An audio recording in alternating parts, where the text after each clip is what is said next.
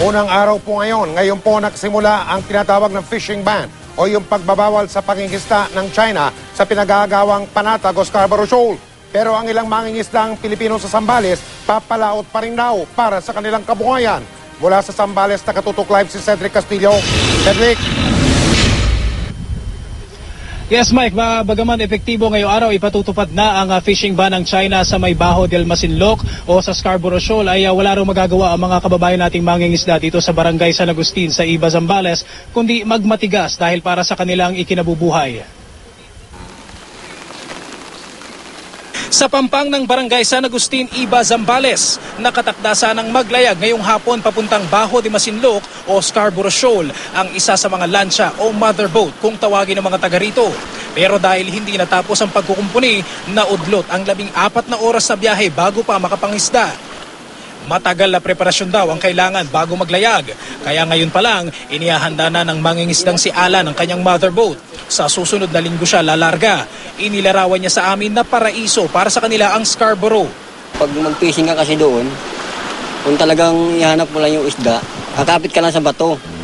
Paikutan ka ng isda. Kung talagang takbuhan namin. Para masipti kami sa ano.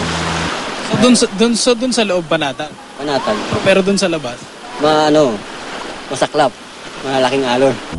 Ngayon, ang unang araw ng fishing ban na ipinatutupad ng China sa Scarborough Shoal.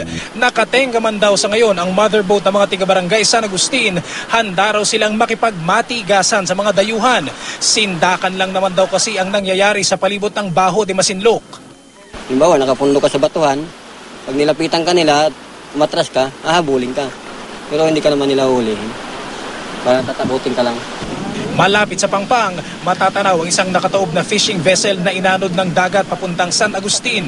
Paniwala ng mga mangingisda roon, galing Taiwan ang sasakyang pandagat.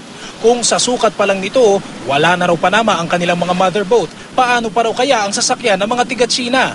Malalaki yun sa kanila, yung motherboat namin dito maliliit kasi may mga katik. Pero sa kanila, wala nang katik yan, pwede na yan sa kung sa barko na tawag yan dito sa iba. Hindi na bangka? Hindi na bangka. Paano yung sa Chinese pa? Mas malaki yun sa kanila. Minsan, malapit sila sa amin. Nagsisinyasa sa amin ng pagkain. Sinyasan lang, hindi naman namin alam. Binibigyan nila kami rin ng pagkain. So wala talaga alita? Wala. Nung dumating na yung mga Navy, nakakalapit ka sa Navy? Takot din kami. Ayon sa BFAR, ang 10 hanggang 15 milyang layo mula sa Scarborough kung saan nangingisda ang mga tiga-Zambales, malinaw raw na teritoryo pa rin natin. Kaya walang dapat ipangamba ang mga mangingisda. Ang naglalakihang alon sa pampang ng Barangay San Agustin, senyales daw na papalapit na ang panahon ng bagyo.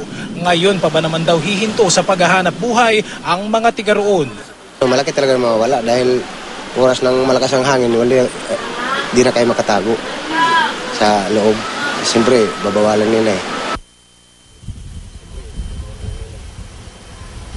Mike, kung sa fishing ban ng China ay tila walang balak sumunod itong mga mangingisda na nakausap natin, handa naman daw silang sundin ang pulisya o patakaran ng ating pamahalaan, lalo pat ngayong araw ay idineklara na rin ng BFAR na may fishing ban sa Scarborough Shoal o yung tinatawag na closed season. Mike? Cedric, yung mga mangingisdang kausap mo dyan sa bahagi nga ng Zambales, wala silang ibang lugar kung saan sila nangingisda? Doon lang sila nangingisda talaga sa Panatag o Scarborough Shoal, Cedric?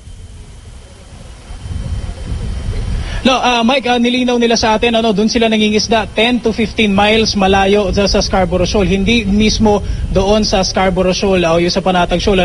At tinanong natin sa BFAR kung yung area na yun, pwede pa silang mag-fishing o mangisda dahil mayroon na nga tayong ban. Ang sinabi ng BFAR sa atin, yung 10 to 15 miles na area na yun, fishing, kung saan nangingisda yung mga kababayan natin, ay teritoryo pa rin daw natin, Mike. At wala daw dapat pangambahan at kailangan o okay lang na magpatuloy sila sa pangingisda, Mike. Maraming salamat, Cedric Castillo.